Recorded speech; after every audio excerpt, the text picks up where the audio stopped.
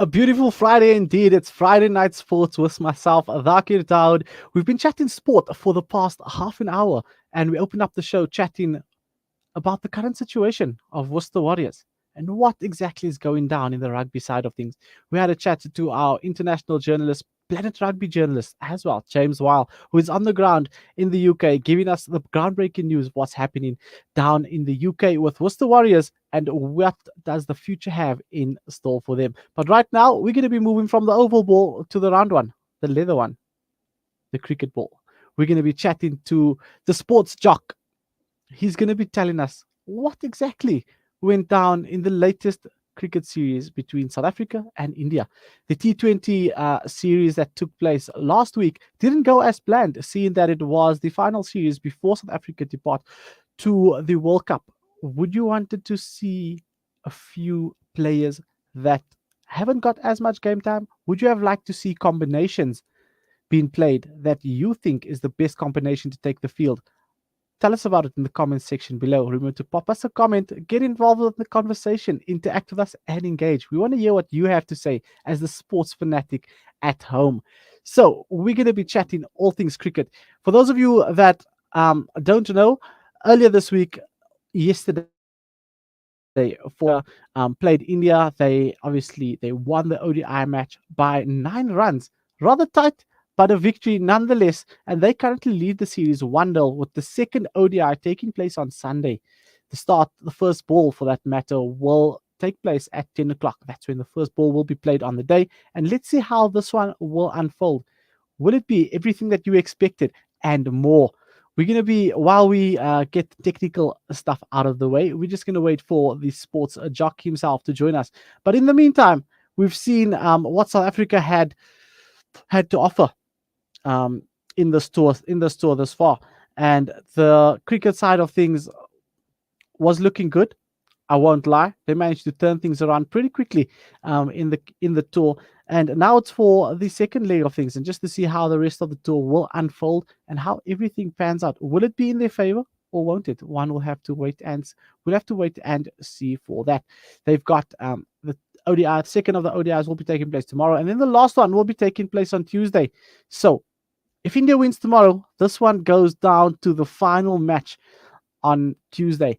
Who will your money be on? It's going to be quite an interesting one to see how this one unfolds. Um, and where we're moving going forward as the South African national team. It's going to be interesting to see the knocks that came out of yesterday. Will they be able to carry that momentum going forward? David Miller, spectacular performance. He managed to score 75 runs off just 63 balls, while Hendrik Klaasen got 74 runs off 65 balls not out, and Quentin de Kock as well coming through with a healthy knock that contributed positively to the overall score that South Africa had there. 48 runs or 54 balls, and he was bowled out. From the bowling side of things, it looked quite interesting. We've seen Keshav Maharaj obviously coming back into the fold and going for just 23 runs off 8 overs. Meanwhile, Lungi Ngidi was the standout bowler for many with 52 runs and taking 3 wickets. Tight bowling from him. Kagiso Rabada also continued his spectacular performances throughout the season and continued his form. This time he went for 36 runs and taking 2 wickets in his spell. So interesting performance to see how these things unfold in the first ODI. One would just want to ask the questions of what happened in the previous matches. We're talking about the T20s and why couldn't that form strike a little bit earlier? So many questions, not enough answers.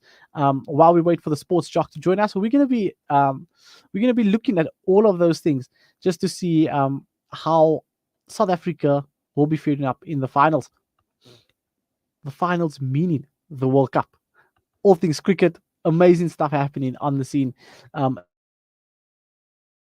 Looking at Califar, it's been a lot.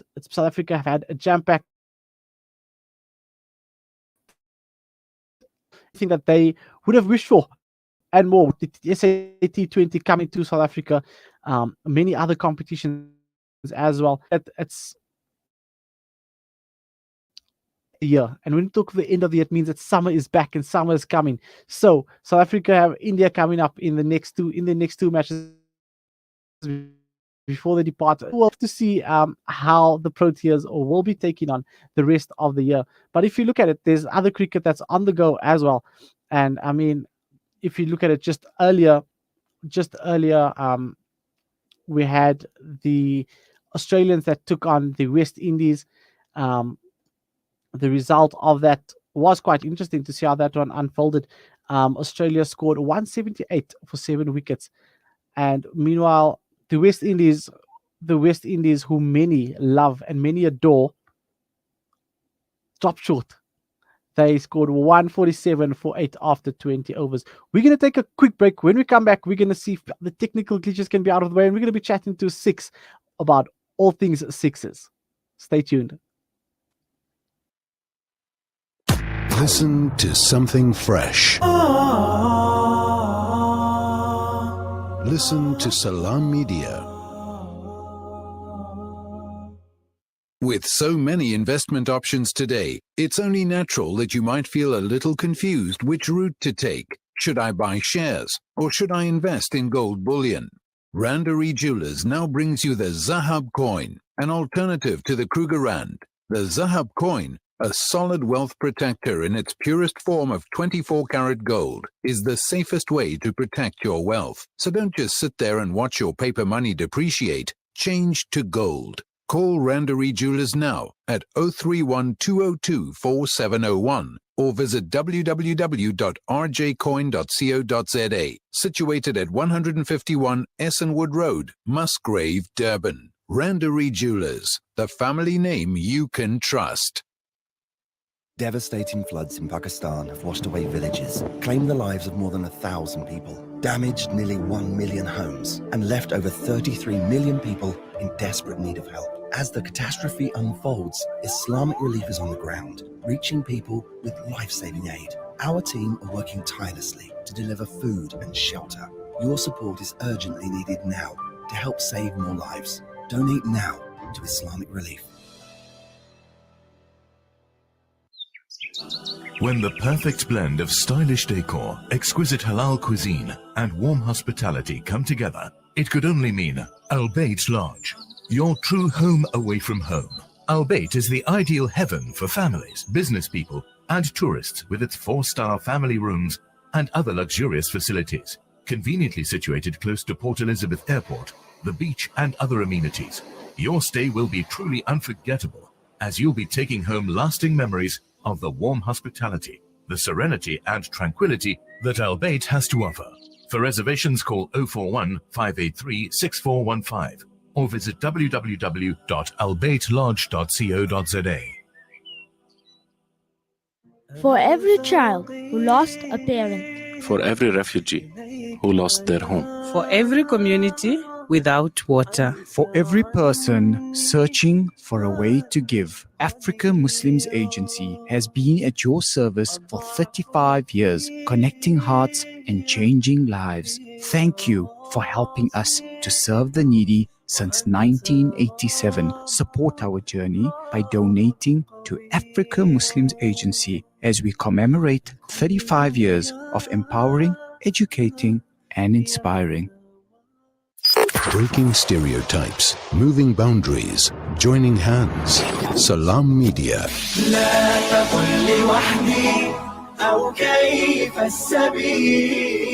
Humanity sets the agenda. Well, we're back on this beautiful Friday evening. We do know that load shedding managed to get the better of us, and we lost 6 for a second there. We thought that 6 hit us for 6, but he's back and he's better. 6, thank you for joining us on the show. It's always a pleasure chatting all things rugby with you. For many people who don't know him, Sixolele Sotyelelwa. Did I get it right? No, you got it spot on. And the weird thing is that I thought I lost you, and then for a second I remembered the dire straits in which our country finds itself in. So I do apologize for that. On the brighter side, load shedding will be ended tomorrow morning. It will be suspended in South Africa. So for those ladies and gentlemen that want to go out there and obviously watch all your sport on offer, you've got no excuses now. Ladies and gentlemen, enjoy the weekend that's going to be filled with sport. 6, you've got a T20. I mean, let's say we're coming out of a T20 series. You've got a ODI coming up on Sunday, in which you're going to be working on, knowing that you've worked on the one that passed by. Six, the ODI that took place. What's your takings out of it? I think, almost when you just wake up and in the middle of summer and you just shrug off your blankets and you make your bed and you walk towards the toilet or the bathroom, if you may, and you brush your teeth. That's where we are right now. Because one-day cricket is part and parcel of these two formats that are on everybody's tongue. If we're not talking T20 cricket, we're speaking Test cricket. And somewhere along the line, we're every now and then reminded of one-day cricket and its importance to cricket. What do I take out of it? I think I saw something very strange. I saw something that had happened in 15 years gone by, where almost like automatic selection. If you played red ball cricket then, and you'd automatically fall into the red ball side or the white ball, meaning the one-day side. And right now, if you make the T20 side, you automatically make the one-day side. There are still guys that I believe, who should have been taken on tour for the white ball cricket, and I say one-day cricket, because we're about 18 months away from the World Cup. I'm not going to mention who should be there and who shouldn't be there, but it was so strange for me to see one-day cricket after a while, and seeing it that in comparison to an Indian side that had a totally different one-day side to the T20 side. So, how far back are we? Where did we go wrong? Can we pick a totally different T20 side to a totally different one-day side to a totally different Test side? That's how far other nations have gone now. And I say nations, England and India. Can we compare ourselves to them? No, we can't. But you've got to make mention of how far back or how far ahead England and India are. And looking at that, the tricky question is, yes, it's an ODI series, and we've managed to turn the leaf so quickly. However, do you not feel that most of our focus should have been on the T20s, knowing that there's a World Cup coming up later this year? Well, I think with this particular one-day series will be used for some of the guys to get, game time, as we saw with Tabraya Shamsi, who was very little of use in that T20 series. For him to hopefully get some forms and overs under his belt, some match intensity, etc., etc. But I agree with you. I don't feel like at any point in those three matches did we field our best 11. So that's the predicament the captain and the coach and the selector find themselves in, that the captain is literally out of form, and that there's a better than him. So if you look at all the sides heading into the World Cup, do they have these selection problems? No. Very few countries at this point, some, if not many, or majority, are settled in their sides. And I think with South Africa, there's still one or two, and I say this with the greatest of respect to our national captain, and he himself, the honest man that he is, will be the first to acknowledge that currently there is a better opener than the option of him. But the selection and the captaincy that he enjoys, and we've got to look back to Graham Smith when he had his issues against Zahir Khan, and you felt that he should be in the side, but he was there because he's the captain, and eventually, every now and then, he stepped up for the side. So, and something very interesting for me in that SA auction SA20 auction was everybody picked their teams, everybody picked their bowlers, all-rounders, batters, and in those final few rounds or auction rounds, if you may, you could look at all those sides, and all of them lacked captains. And I think that's what he brings more than with his runs at the moment, because we've got guys around him scoring runs. So his captaincy becomes very important because he enjoys at the moment the form that Miller, Riley Rousseau, and the resurgence of Quinton de Kock. And we all know for a very long time, South Africa, or I don't want to say for a very long time, for a couple of one or two seasons, the test side was able to carry a struggling McCullers because guys around him were scoring runs. There was a time where Hashim Amla was struggling at the back end of his career, but guys around him were scoring runs. So in a team, you've got to understand that those are the circumstances, those are the aspects and pointers that matter the most. What does everybody bring to the team? And sometimes it's not always what you bring on field. And that's what many people get confused, because I mean, we can chat about cricket, and the cricket sphere hasn't had, let's say, the success in that magnitude that we can talk of. But if you change it to a rugby perspective, and we use an example of rugby, in 2007 we had Bismarck du Plessis that was hitting the scene, a red hot form. He was a hooker. However, John Smith was there in his place, and John Smith captained the team. But everybody knew that the performances that spoke for themselves, that Bismarck was your guy to pick. However, John Smith's leadership, that captaincy, captained that South African team to the Rugby World Cup final, and not just took them there, but they came back and they won the title in emphatic fashion against England. And this is what you see in the cricket perspective as well. I'm so happy you make that reference. Why say that? Because there was a time where, even post-Smith, where we felt Adrian Strauss was the better hooker than the incumbent Bismarck, because yes, Bismarck took the reins and he donned the jersey to the highest respect, and that was left to him. But in his career, somewhere along the line, you felt that Adrian Strauss was the better option, etc., etc. But what he brought to the side, Bismarck, as a leader, eventually was pipped by an Adrian Strauss, who was leading at the Cheetahs, and his experience, albeit the side wasn't doing well. But your point being that, yes, at times you might not be the best who's in the side, but whatever you bring to the side matters to the team and brings the team together. Imran Tahir picking up a wicket and running towards the mid-wicket boundary is something different, because everybody's from a television point of view. That's the Geersen energy that everybody, engaged. And taking a wicket like that, let's say in the dying stages of the game, it elevates the players on an emotional level. They find energy that they've never thought they had. So these are the kind of things that personality in you that you'd never thought you had.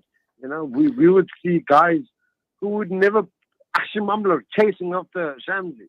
We all see Hashim as this reserved character, and perhaps maybe a Dale Steyn would run after Shamsi. But what he did, Imran Tahir, but what he did was open the door for Shamsi to be able to take out his right boot to dial someone after picking up a wicket. And that's something with football. You score a crack of a goal, and Haaland is running to the nearest corner flag, and the kids are standing there. Kids are admiring. Kids are taking snaps, etc., etc. And, mate, we could talk until the cows come home, but there's a distinct characteristic you look in some players in a team. And I think right now, Timber Bavuma should be in the team. Yes, bar the runs, which is what brings him to the team. But his captaincy, and if you look around the T20 side, you scratch your head and you're like, who would lead in the side right now? And it's just unfortunate that, us as journalists, we manage to see, we get a glimpse a little bit to see about that side of Temba.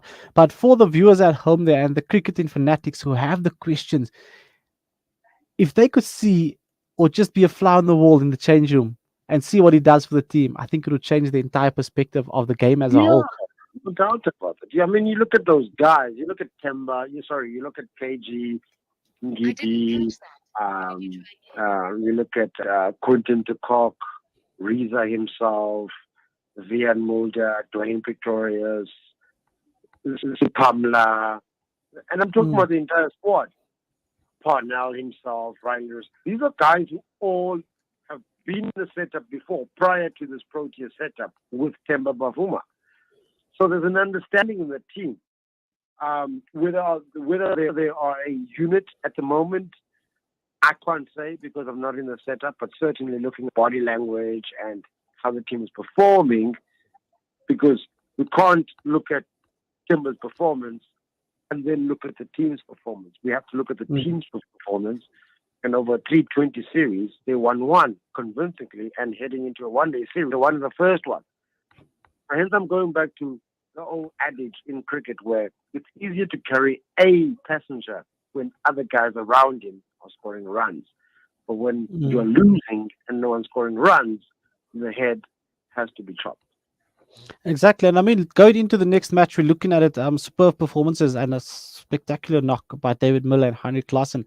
Going into the next game, what are you expecting from the South African team? 1-0 up in the series, 2 more to go. How do you see them strategically going into the next match? Well, we forfeited everything in January, so in a normal situation, you'd want to rest a KG Rabada, TD, Quinton de Kock, or Mela, but because you have to, scrap around for some things to avoid playing qualifiers, you have to play those guys.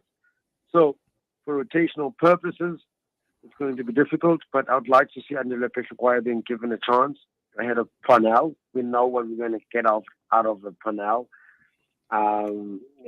Maybe a Reza Hendricks and Quinton rest, but you don't want to rest Quinton because he's picking up some form.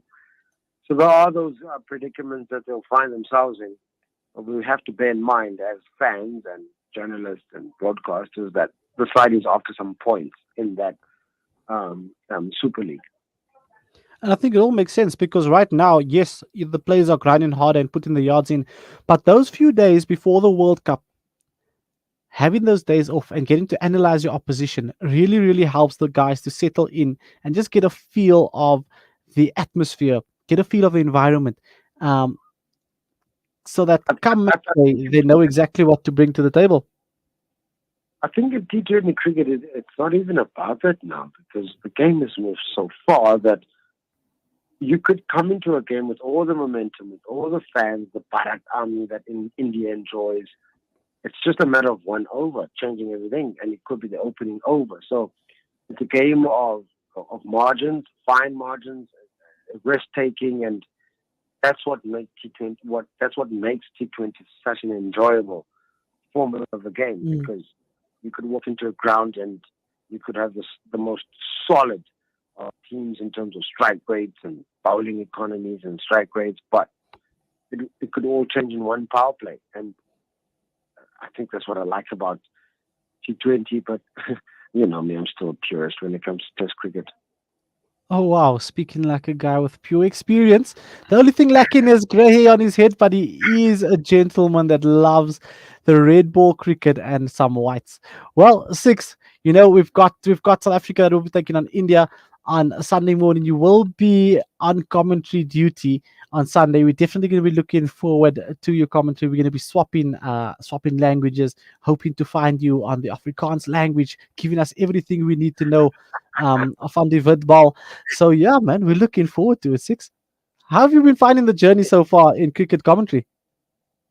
I mean, it all started as a dream, like everybody else in high school, gazing over the cricket field while they're cutting it and smell the fresh cut grass, and you're imagining sitting at Lord's, etc., etc. And then the dream becomes a reality in 2012.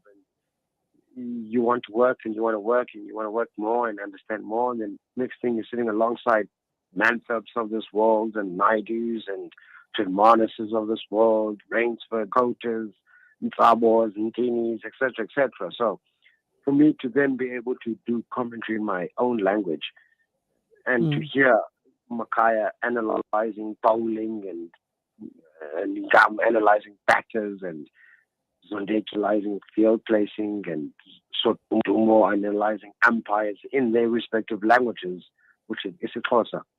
I can't do anything better, mate. And I mean, what does it mean to the South African public? What does it mean to the uncle sitting at home who has grown up with isiXhosa as his first language, went to school, and now he can finally listen to cricket in his own language? What does it mean to the community? Look at it like this. If I say to you, you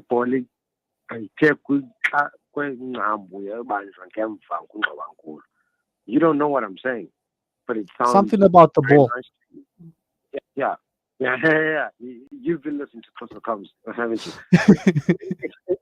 If a guy in his own hut, in his beautiful hut in the middle of Transkei, and he hears the word pizzazz or the ball been driven gloriously through the ground, and Confucius says if you hit the ball across the ground, you shall never be caught. He immediately switches off because that's not what he relates to. And I think this is a paradigm shift in our country's sport, in our country's culture in general, where people are offered their own respective language, because we all know you understand something better when it is taught to you in your own respective language. And that's the impact that it has on the broader public, because now you find a English and Afrikaans speaking guy like myself tuning in to isiXhosa commentary because we love the energy, the hype, and also the colloquialism and the way you guys can transcribe the game simply and use synonyms and make it easier for us as a viewer and more exciting and enjoyable for us. I think you're getting on the right track there with getting the broader public now. Who knows? Very soon you'll have isiXhosa as the #1 commentary channel. Hey? We hope so. And between me and you and all the listeners, it's not about Afrikaans. It's not about English. It's not about Xhosa. For me, every day when I get into commentary, I'm so happy to have one more follower and one more fan of this beautiful game that we all enjoy. And that's what it's about. Just getting people to love the game for the pure talent that is on show, from commentary to broadcast, the cameraman, the directors cutting the shots, and then the players doing the hard work on the field. But Six, you know what? We can go on and appreciate the sport and your talent. But from myself and the team here, we'd like to thank you for everything that you do for cricket and the way you transcribe the game for the rest of the cricketing lovers in South Africa. We really appreciate your talent, and we hope to hear you on our TV sets for many, many more years to come. And we wish you all the best with your future. And thank you so much for breaking down the South Africa versus England series for us on Salam Media this evening. Thank you very much, and I've always got time for you, my friend. Always a pleasure chatting all things with you. That was the sports jock Six himself, giving us a breakdown of everything that took place in the T20 series between South Africa and India, and also giving us a bit of a breakdown on what happened in the first ODI and what we can expect in the ODIs to come. Interesting hearing all the knowledge coming from that guy. But ladies and gentlemen, that's all we have time for this Friday evening. It is 8 o'clock on the dot, and thank you so much for tuning in, for one and all for tuning in. Next week we will be back chatting all things of sport. So if there's anything that you'd specifically want to listen to, remember to pop a comment in the comment section below. If you have content ideas, remember to send it through. DM us on Facebook, and also you can email Salam Media if you want to get your story told, whether it's a community story or it's a professional story at the highest level. We're looking forward to telling your story on Salam Media. But for now, from myself and the team, we'd like to thank everybody for tuning in. Until next week, let's have an exciting weekend of sport in action, enjoyable one, and one with no load shedding. load shedding will be suspended from tomorrow morning, 6 o'clock. So go out there and have yourself a spectacular weekend. From myself and the team, Assalamu alaikum wa rahmatullahi wa barakatuh.